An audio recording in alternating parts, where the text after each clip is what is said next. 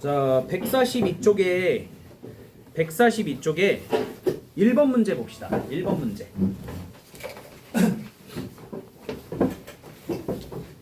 자, 윗글에서 알 수 있는 내용으로 적절하지 않은 것은 책 봐보세요. 책. 자, 1번 보세요. 급속 교반이 뭐예요? 빠르게 휘젓는 거지. 콜로이드 입자와 투입된 화합물의 결합을 촉진한다. 맞습니다. 2번 약품 침전 방식은 콜로이드 입자를 모이게 하기 위해 화학약품을 이용하는 방식이다. 맞죠? 부유물의 비중이 물보다 큰 경우는 중력만으로 부유물을 가라앉힐 수 있다. 이걸 뭐라 그러지? 보통 침전이라 그래. 보통 침전. 자, 4번. 물을 빠르게 저어 플로끼리 접촉할 시간을 늘리면 채걸음 현상이 나타난다. 앞장 펴볼까? 얘들아, 앞장 펴보자.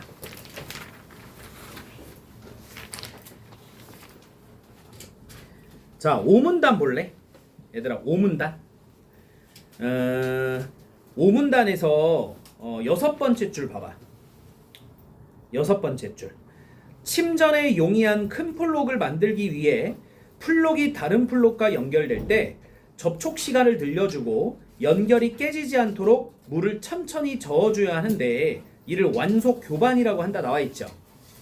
그리고 6문단 봐보세요. 6문단의 4번째 줄 보자. 여분의 응집제는 물과 화학 반응을 통해 최종적으로 침전성 금속 화합물을 만들게 되고 이 화합물이 그물망처럼 콜로이드 입자들을 흡착하면서 가라앉는데 이를 채걸음 현상이라고 한대요. 맞아요? 그러면 다시 와보세요. 1번에 4번은 왜 틀린 거야? 플록끼리 접촉할 시간을 늘려주는 거는 우리가 5문단에서 봤어요. 근데 채걸음 현상은 6문단의 다른 개념이잖아. 맞니? 그러니까 서로 다른 개념이 지금 4번이 서술되어 있는 거야. 그러니까 4번이 틀렸습니다. 자, 그 다음에 2번 문제 가보자. 자, 기역과 니은에 대한 이해인데 앞에 펴보면 기역은 반데르발스 힘이라고 써있고 반데르발스 힘이 뭐라 그랬어요? 기역에 서로 끌어당기는 힘이야. 그리고 니은에 전기적 반발력이 뭐라 그랬지? 서로를 밀어내는 힘이라 그랬어. 오케이? 그럼 다시 와봐. 자, 4번 봐보세요. 4번. 니은에 해당하는 전기적 반발력은 입자가 띄고 있는 전하, 정확히 말하면 음전하야. 마이너스 음전하의 성질로 인해 작용하는 힘이라고 볼 수 있다. 자, 앞에 와볼까요? 자, 한번 읽어볼게요. 아직부터 우리가 다 기억을 못하고 있으니까. 자, 2문단에서 얘들아 2문단에서 두 번째 줄 끝에 볼게. 2문단 두 번째 줄 끝에. 하지만 물속에서 부유하는 미세한 콜로이드 입자들은 수산화 이온과의 결합 등으로 인해 무슨 전하라고 써 있어요? 음전하. 마이너스 음전하를 띠고 있어. 서로를 밀어내는 전기적 반발력의 영향을 받기 때문에 일정 거리 이하로 입자들의 거리가 좁혀지지 않는데 그래서 콜로이드 입자들이 물속에서 균일하게 분산되어 안정성을 가지고 위로 떠오르게 된다는 거야. 그래서 그것 때문에 물의 흐림, 탁도가 높아진다는 거죠. 다시 와보세요. 그러면 2번에 4번 봐봐. 니은에 해당하는 전기적 반발력은 입자가 띄고 있는 음전하의 성질로 인해 작용하는 힘이라고 볼 수 있다. 맞겠죠? 4번이 정답이야. 자, 됐죠? 자, 그리고 4번을 먼저 볼게요. 여러분들 4번 문제를 먼저 봐봐. 자, 보기는 윗글을 읽은 학생이 정리했다. 적절한 것을 고르시오.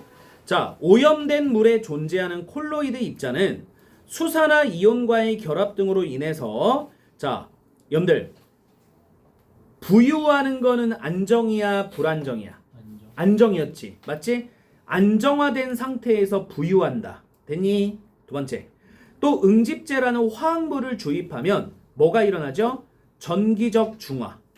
전기적 중화작용이 일어나고 콜로이드 입자는 안정해요? 불안정해져요? 불안정해져요. 불안정해지니까 부유해요? 침전 내려가요? 침전 내려가는 거야. 알겠니? 그런데 응집제를 또 너무 과다하게 주입하면 부작용 현상이 나타난다 그랬지 얘들아. 그래서 어떻게 된다 그랬어? 재안정화돼 가지고 떠오르게 된다 그랬어. 오케이? 이걸 무슨 역전 현상이라 그랬지? 그치. 전화 역전 현상이라 했잖아. 맞아? 그래서 전화 역전 현상이 나타나서 다시 떠오르기도 한다 그랬죠. 그러다가 채걸음 현상 때문에 다시 가라앉는다 그랬잖아요. 알겠습니까? 자, 그래서 4번의 정답은 3번이다. 4번에 3번이야. 자, 마지막 문제 3번. 잠깐 봐보세요. 봐봐. 화학물질인 응집제의 투입에 따른 물의 탁도 변화를 설명하기 위한 그래프라 했죠? 자, 응집제라는 화학물을 주입하니까 탁도가 쫙 줄어들었어. 깨끗해졌다고. 근데 전하 역전 현상 때문에 다시 위로 떠오른 거야. 그러니까 흐려진 거지. 근데 채걸음 현상 때문에 다시 어떻게 된 거야? 탁도가 내려간 거야. 맑아진 거지. 알겠습니까? 자, 그러면 요걸 가지고 적절하지 않은 것은 자, 5번 잠깐 볼래 얘들아? 5번 봐봐. 5번 봐봐. C 이후 탁도가 낮아지는 것은 뭐야? 얘들아, C 이후에 탁도가 낮아지는 것은 방금 배웠듯이 무슨 현상 때문에 낮아진 거야? 채걸음 현상 때문에 낮아진 거 아니야? 근데 5번 읽어볼게. 자, C 이후 탁도가 낮아지는 것은 밑줄 B에서 형성된 긴 사슬 형태의 화합물이 콜로이드 입자들과 흡착하여 침전했기 때문이군. 아니, 채걸음 현상이 서술돼야 돼. 알겠니? 그러면 긴 사슬 형태의 화합물은 어디 나오냐면요. 자, 칠판 봐보세요. 자, 봐보세요. 오문단. 여기에요. 각요작용. 그리고 화합물 중 긴 사슬 형태의 고분자 화합물은 플록과 플록을 연결하는 다리 역할을 하게 되고 하나의 큰 플록이 돼서 중력의 영향을 받아 빠르게 침전, 내려간다는 거야. 알겠니? 그러면 긴 사슬 형태의 고분자 화합물은 각요작용에서 나오는 거잖아. 맞니? 자, 그리고 내려가면 자, 채걸음 현상은 여기 나오잖아. 여기. 됐어? 그러니까 자, 3번에 5번이 잘못된 거야. 됐나? 다시 말합니다. 3번에 5번에 C 이후 탁도가 낮아지는 것은 여기 써있는 무슨 걸음 현상에 대해서 서술돼야 돼?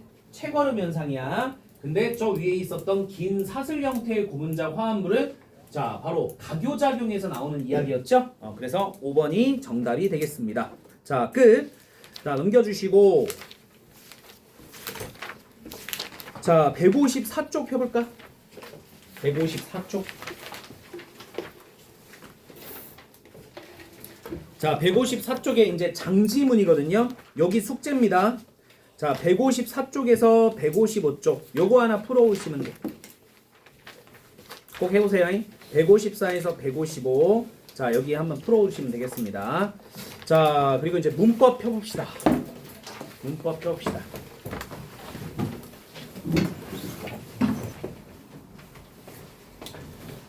자, 68페이지에 우리가 지난 시간에 얘들아 품사 중에 체언을 배웠어. 그죠? 체언을 배웠죠. 넘겨보시고 자, 넘겨주시고 70페이지 펴보세요. 자, 70페이지. 자, 원래는 이제 70페이지 뒷장에 72페이지까지 다 나가야 되는데 자, 72페이지는 다음 시간에 갈 겁니다. 왜냐면 문제풀이 때문에 약 1시간 정도 걸려요. 그래서 오늘은 70페이지 용언 있죠? 여기만 좀 들어가도록 할 겁니다. 자, 칠판 보세요. 자, 용언 봅시다. 자, 우리가 지난 시간에 이거 안 써도 돼. 품사 중에 체언을 배웠어. 자, 우리 체언에 해당하는 거 3개 뭐였죠?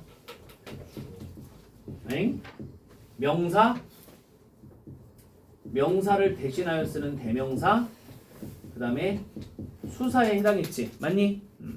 그리고 이제 오늘 배우는 게 뭐라고요? 품사 중 용언을 배워요. 그러면 용언은 뭐하고 뭘 말하죠? 동사랑 형용사를 말합니다. 됐나요? 특히 우리 용언 같은 경우는 뭐하고 뭐로 되어 있어요? 어간과 어미로 되어 있죠? 자, 어간은 변하지 않는 부분이고 어미는 변하는 부분이지. 그래서 어미를 활용하기 때문에 우리가 용언이라고 부르는 겁니다. 그래서 자, 여기 우리 오늘 용언 좀 들어가 볼게요. 자, 일단은 별표 칩시다. 용언은 동사나 형용사를 말하는 거고 자, 우리가 이제 나중에 문장이라는 거 배울 거야. 문장에서 주어의 동작이나 또는 작용 그리고 성질이나 상태 이런 걸 서술하는 일반적으로 서술어의 기능을 담당해요. 이걸 붙이세요. 자, 다시 용어는 문장에서는 주로 무슨 기능을 담당한다? 서술어야. 그럼 문장에서 주로 앞부분에 있겠어요? 주로 뒷부분에 있겠어요? 뒷부분이겠죠? 서술어니까. 자, 일단 동사부터 시작합시다. 자, 동사는 사람 또는 사물의 움직임이나 작용 등을 나타내는 단어입니다. 자, 이걸 동사라고 하는데 두 개 다 외워야 돼요. 이거 암기해요. 자, 첫 번째 자동사는 목적어가 필요 없는 동사입니다. 예를 들어 비가 내린다. 나는 길에서 넘어졌다. 할 때 내린다, 내리다, 넘어졌다, 넘어지다. 이런 것들. 근데 타동사 같은 경우는 목적어가 필요한 동사예요. 우리는 과자를 샀다. 그러니까 예를 들어 우리는 샀다 이렇게 써 있어. 그럼 뭘 산지 모르잖아, 얘들아. 그러니까 목적어인 뭐를 써줘야 돼? 과자를이든 그저 다른 거든 그저 어쨌든 목적어를 써줘야 되는 거야. 두 번째, 고양이가 사료를 먹는다. 그냥 고양이가 먹는다고 하면 어색하잖아요. 그러니까 사료라고 하는 목적어를 넣어줘야겠죠. 됐습니까? 다시 한번. 자동사는 굳이 목적어가 필요 없는 동사야. 그래서 비가 내린다 할 때 내린다. 나는 길에서 넘어졌다 할 때 넘어졌다. 이런 거. 근데 타동사는 목적어가 반드시 필요한 동사로서 자, 우리는 샀다 할 때 과자를 목적어, 고양이가 먹는다 할 때 사료를 목적어 이렇게 들어가야 된다는 겁니다. 됐지? 자, 그다음에 형용사 볼게. 자, 형용사는 사람이나 사물의 성질이나 상태를 나타내는 단어야. 그래서 요거 두 개 묶어주시고요. 첫 번째 성상 형용사. 얘들아, 성상 형용사 할 때 성자가 뭘까? 여기 써 있다. 여기. 성질. 저 상은 뭘까? 상태야.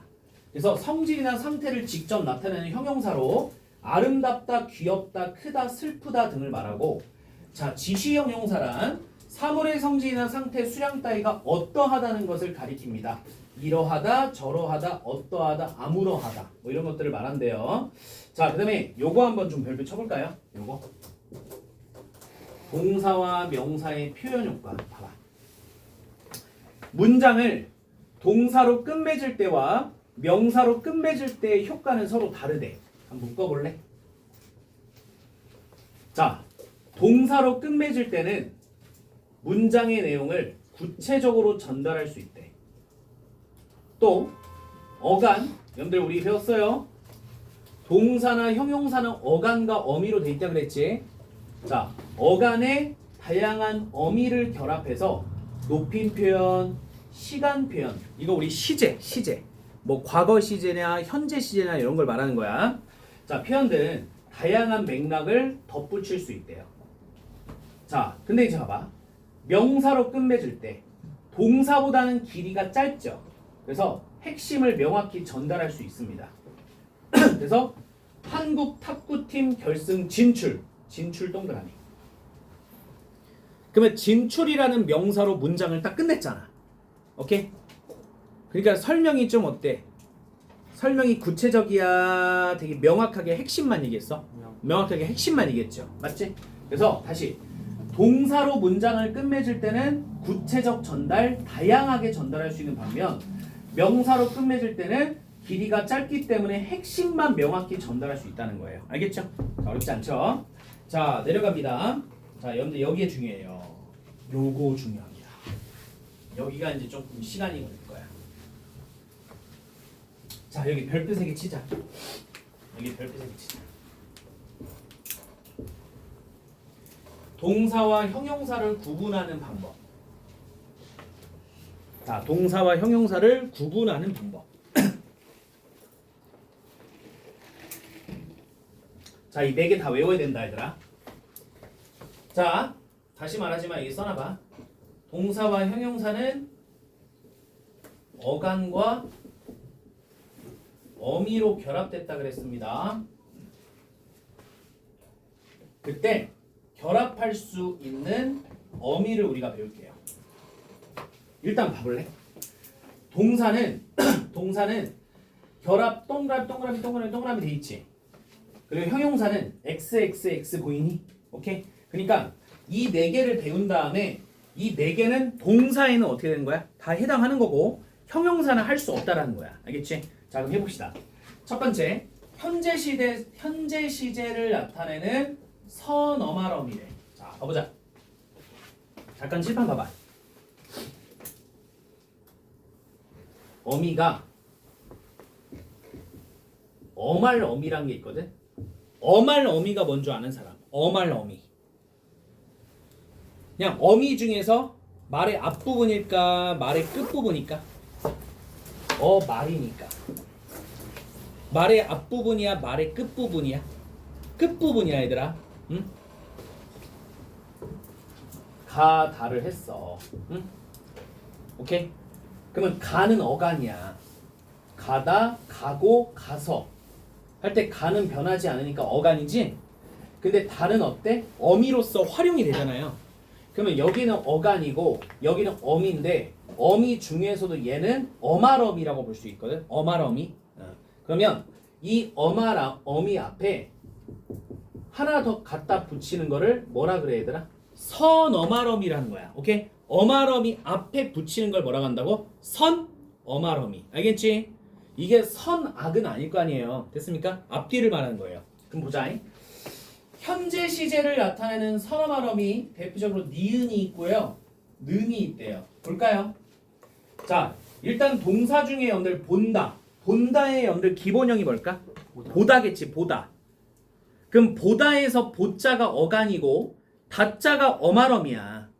그러면 다 앞에 무슨 받침을 넣은 거야? 무슨 받침 얘들아? 니은 받침을 넣은 거거든. 그러면 이것은 어말어미 앞에 붙인 선 어말어미라고 하는데, 자, 이때 무슨 시제를 나타내는 어미라고요? 현재 시제입니다. 됐나요? 그럼 보다를 본다라고 했다면 지금 현재 시제의 말이 되는 거죠. 됐습니까? 두 번째, 이것도 여러분들 이것도 원래 기본형이 뭘 것 같아요? 먹다야. 그럼 먹 어간 다가 어말어미야. 그럼 어말어미 앞에 선어말어미 뭘 쓴 거야? 는자를 썼죠. 그럼 먹는다는 거는 현재 밥을 뭐 하고 있다는 거야 얘들아? 현재 먹고 있다라는 거야. 뭔 말인지 알겠니? 오케이? 그래서 이렇게 동사 같은 경우는 현재 시제를 나타내는 선어말어미인 니은과 는이 붙을 수 있다. 자, 근데 형용사 볼래? 형용사 예쁘다가 있어. 예쁘다. 예쁘다에 예쁜다. 좀 어색하지 않아요? 응? 예쁜다. 어색하잖아요, 문장이. 또 작는다. 작다겠지. 기본형이 작다. 여기다가 현재 시제 능자를 붙이면 작는다. 이것도 어때요? 어색하죠. 그러니까 현재 시제 선어말어미에 해당하는 니은과 느는 동사에는 적용이 될 수 있지만 형용사에는 어색하다. 쓸 수 없다라는 거예요. 두 번째, 자, 관형사형 전성어미. 자, 관형사형 전성어미 봅시다. 근데 이거 한번 했었는데, 자, 당연히 까먹으셨을 거니까 당연히 한번 다시 한번 해줄게요. 봐봐요. 봐봐 얘들아. 자, 여기부터 여기다 써놓자. 써놓고 가자 우리. 여기다가 요렇게 빼가지고 여기다 써. 여기다 조그맣게 써봐. 여기다 조그맣게.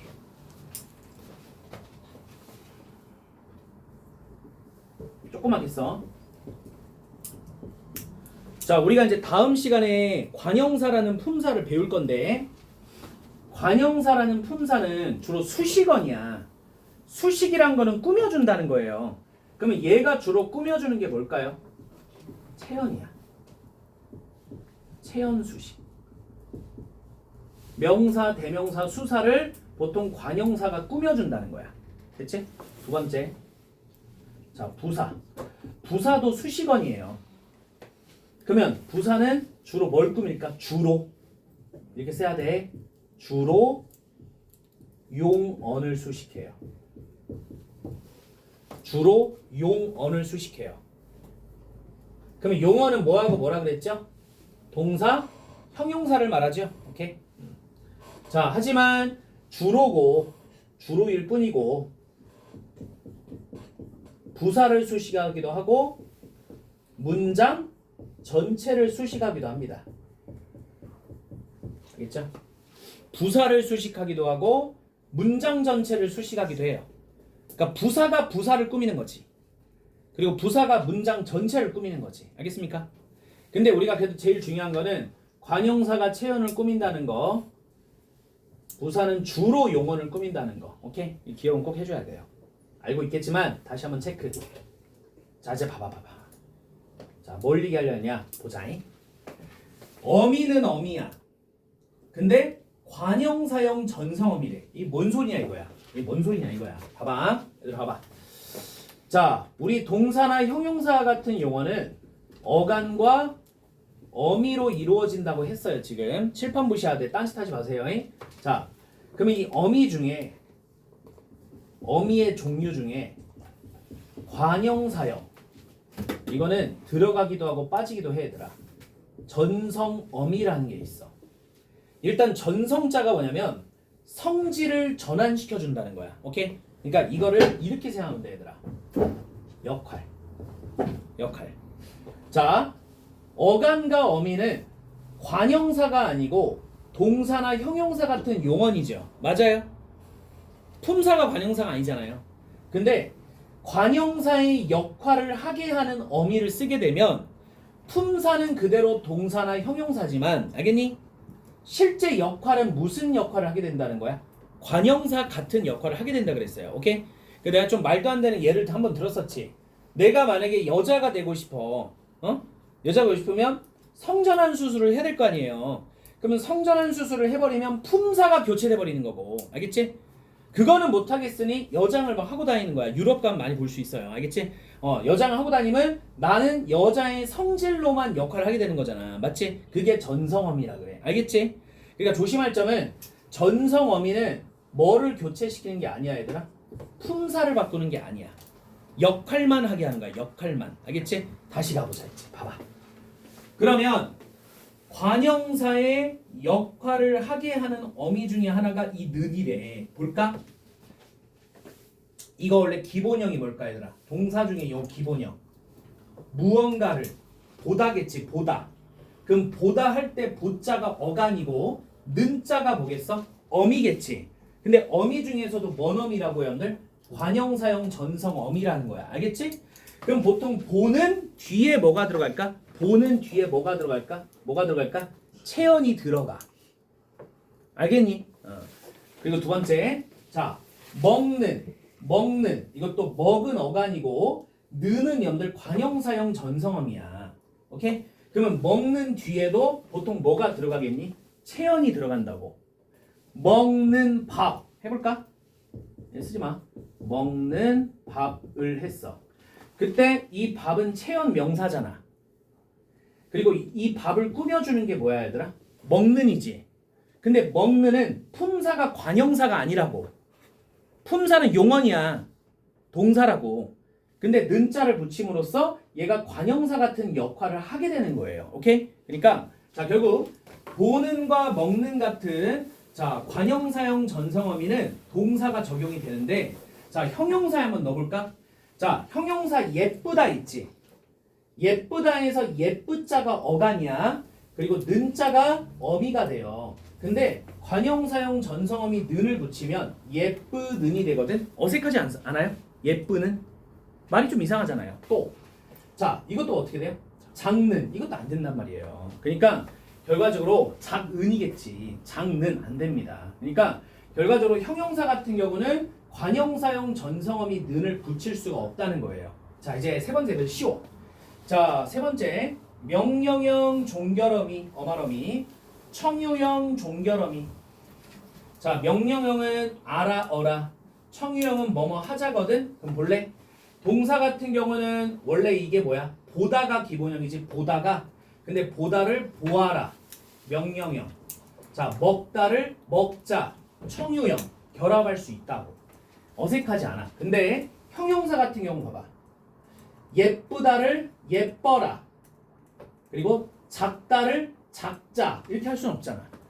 그러니까 형용사 같은 경우는 명령형이나 청유형과 결합하면 어색한 거야. 알겠지? 자, 그 다음 마지막. 목적과 의도를 나타내는 어미래. 밑줄. 목적과 의도를 나타내는 어미래. 자, 뭐뭐으로 또는 뭐뭐로. 뭐뭐 으려고 또는 뭐뭐려고 또는 뭐뭐 보자. 봐봐. 보다를 보러, 먹다를 먹으려고 결합이 돼. 근데 형용사 예쁘다를 예쁘러, 그다음에 작다를 작으려고 하면 다 어때? 전부 다 어색하다는 거예요. 됐나요? 그러니까 다시 한번 정리 넘어갑니다. 자, 동사랑 형용사를 구분하는 방법은 동사랑 형용사가 각기 결합할 수 있는 어미가 서로 다르다. 그래서 결합할 수 있는 어미가 현재 시제 선어말 어미, 관형사형 전성 어미, 명령형과 청유형 어미, 목적과 의도를 나타내는 어미인데 동사는 다 적용이 돼. 다 결합이 돼. 자연스러워. 근데 형용사 같은 경우는 저 네 개가 결합이 안 된다는 거예요. 알겠습니까? 이걸 통해서 여러분들이 동사, 형용사를 구분해 주라는 겁니다. 됐지? 넘어갑시다. 자, 내려가세요, 이제. 본용언과 보조용언 내려갑니다. 자, 이 마지막이야. 잘 들어.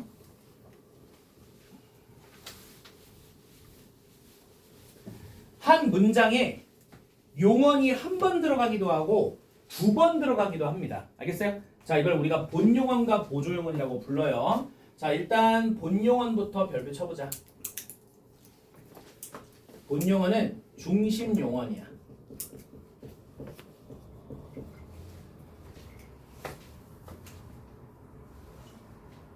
아, 요거부터 써줄까? 이렇게 해가지고 얘들아 이렇게 써볼래? 본, 동사, 형용사. 그러니까 본 용언이라 했잖아. 근데 용언의 종류가 동사가 있고 형용사가 있으니까 본 동사가 있고 본 형용사가 있는 거야. 두 번째, 보조 동사, 보조 형용사가 있는 거야. 자, 본 용어는 본 동사, 본 형용사가 있는 거고, 보조 용어는 보조 동사, 보조 형용사가 있는 거야. 알겠지? 종류입니다. 종류. 그럼 우리가 본 용어는 중심 용어부터 살펴볼게요. 봐봐. 주체 동작이나 상태를 주되게 서술하는 용어인데 특징 별표 치자. 얘는 자립하여 쓸 수 있대요. 즉 단독 사용이 가능해요. 뭐 나는 사과를 먹는다 했을 때 먹는다 이렇게 혼자 쓸 수 있다는 거야. 먹는다. 어색하지 않다는 거죠.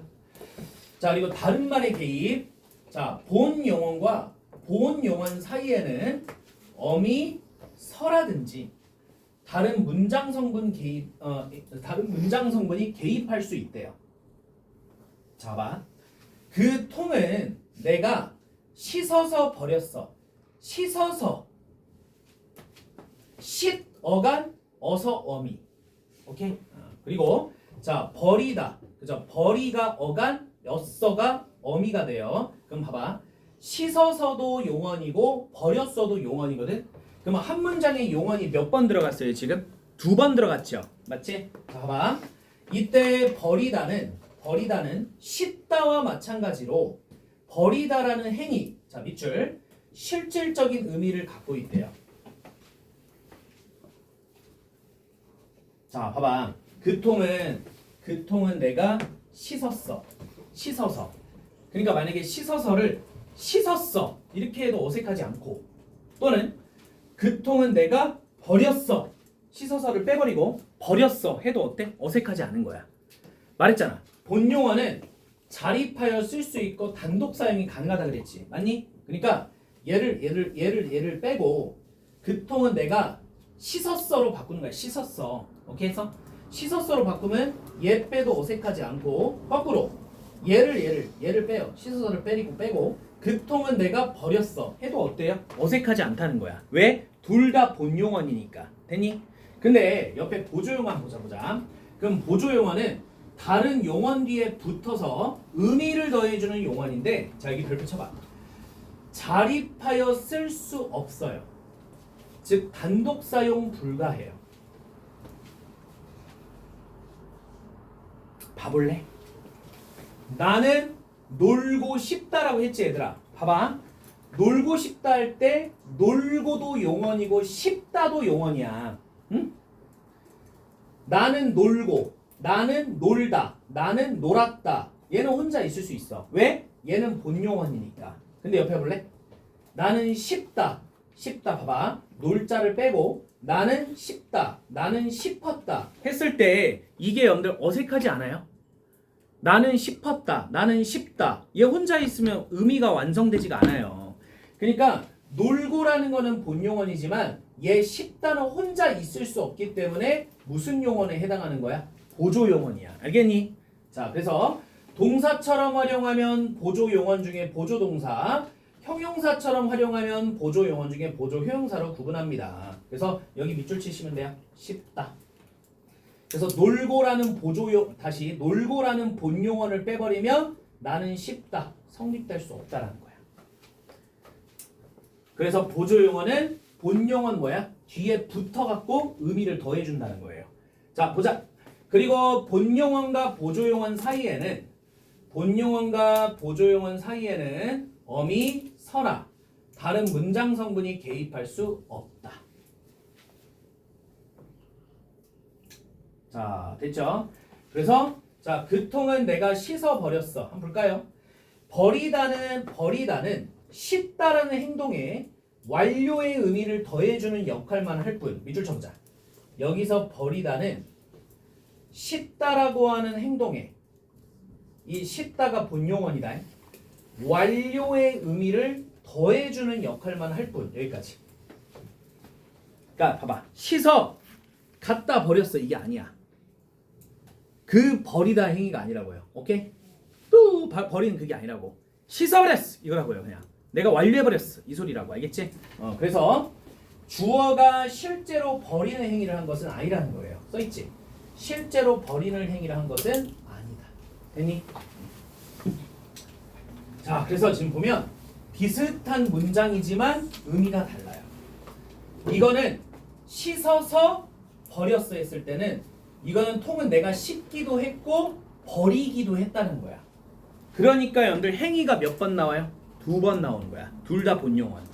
근데 이거는 내가 씻어버렸어. 에? 씻어버렸어라고. 씻어버렸어 이거라고. 알겠지 얘들아?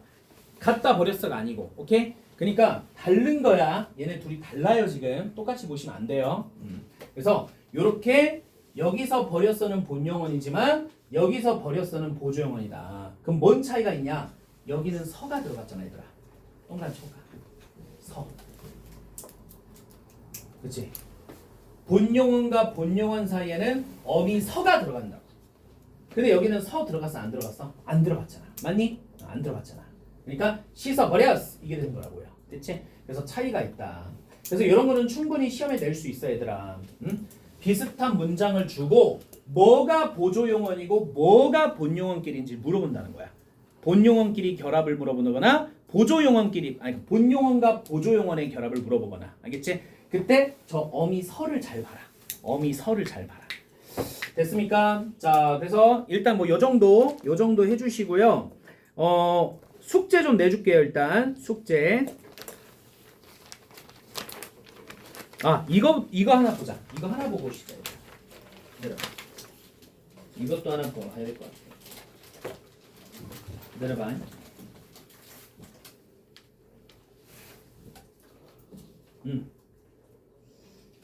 자, 여기 봐보세요. 요쪽 봐봐. 잘 안 보이면 책 보세요.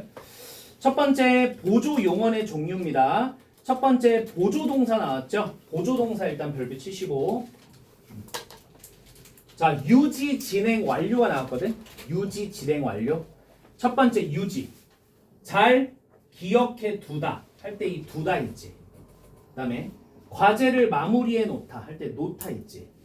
이 두다랑 놓다가 보조 용언이야. 보조 용언 중에서도 정확히 뭐야? 보조 동사래. 오케이? 그러면 기억해를 뒷받침해 주는 게 두다. 마무리하다, 마무리해를 뒷받침하는 게 놓다라는 거야. 됐나? 그러니까 이렇게 해주면 되겠네. 이렇게 해주면 되겠네. 그러면 기억해 두다 할 때 두다는 어떤 의미냐? 유지한다는 거야. 내 머릿속에 잘 기억해 둘게. 그죠? 유지한다는 거야. 그리고 과제를 마무리해 놓다. 그죠? 이것도 어때? 유지를 시켜준다는 거죠. 자, 진행. 밤이 끝나가다. 밤이 끝나가고 있다. 아침이 밝아오다. 밝아오고 있다. 해가 뜨고 있다. 해가 뜨고 있다 할 때 가다 오다 있다의 의미는 진행의 의미래요. 그리고 일을 마치고 나니 좋다. 완료. 어려운 책을 읽어내다. 완료. 알겠죠? 이렇게 보조동사인데 두다, 놓다, 가다, 오다, 있다, 나니, 내다가 다 보조동사야. 근데 보조동사인데 이렇게 각각의 의미들이 있다는 거예요. 두 번째, 보조형용사 별 붙입니다. 자, 첫 번째 추측이에요. 우리가 우승할 듯하다. 듯하다. 우승할 것 같다. 이 소리죠. 꽃이 피었나 보다. 핀 것 같다. 자, 이 소리죠. 가능성. 아, 넘어질 뻔했다. 뻔하다. 이 정도는 참을 만하다. 만하다. 자, 그래서 뻔하다, 만하다는 가능성이라고 합니다. 소망. 이건 쉽네. 떡볶이를 먹고 싶다. 있죠? 쉽다. 소망, 희망. 그래서 듯하다, 보다, 뻔하다, 만하다, 쉽다는 보조 형용사가 되겠습니다. 보조 형용사. 자, 그 다음에 이제 보조 동사와 보조 형용사로 두루두루 쓰이는 말이래요. 그냥 읽어볼게요, 그냥. 못하다, 아니하다는 앞말의 품사를 따르고요. 보다 하다는 의미에 따라 결정된대요. 첫 번째, 자, 보다라는 거는, 자, 동그라미 쳐봐. 보다. 그리고 하다. 이렇게 묶어봐요. 자, 보다가 보조 동사일 경우도 있고요. 보조 형용사일 때도 있다는 거야. 오케이? 이거는 문장에 따라 달라요. 그러니까 어떤 특정 문장에 따라 이 보다라고 하는 보조 용어는 보조 동사일 경우도 있고 형용사일 경우도 있는데, 자, 동사일 경우에는 경험과 깨달음의 의미를 갖고 있고 형용사일 경우에는 추측과 두려움이라고 합니다. 이거 봐봐. 꽃이 피었나 보다. 이때 추측이고 이때 보다는 형용사야. 뭔 말인지 알겠죠? 오케이. 자, 그 다음에 두 번째. 자, 하다는 보조 동사일 경우에는 사동이나 바람이고요. 그 다음에 보조 형용사일 경우에는 강조나 원인이 된다고 합니다. 그러면 이거 읽어보고 넘어가면 되겠어요. 자, 이렇게 해서 우리가 일단 이 정도 볼 거고, 자, 숙제 좀 내줄게. 69페이지 펴볼까? 69페이지. 자, 지난 시간에 했던 품사 체언 있죠? 어렵지 않아, 이거. 여러분들 중1 때 배웠던 거니까 69페이지 한 장 풀어오시고 다음 주에 같이 풀 거야. 그리고 뒷장에 오늘 배운 71페이지 한 장 풀어오세요. 69랑 71 이렇게 풀어오시면 돼요. 됐지? 복습하시면서. 자, 그리고 넣지 마시고 왜 넣어요? 왜 넣어요? 자, 우리 객관식 문제 풀어야 돼. 61페이지 풀어요. 피세요. 61페이지 피세요. 이거 쉬었다 할 거야. 61페이지 피면, 자, 우리가 숙제로 객관식 2번 문제부터 해서 한 10몇 문제 내가 내줬잖아. 그죠? 요거 하나씩 다 풀어봅시다. 자, 쉬었다가 잠시 합시다.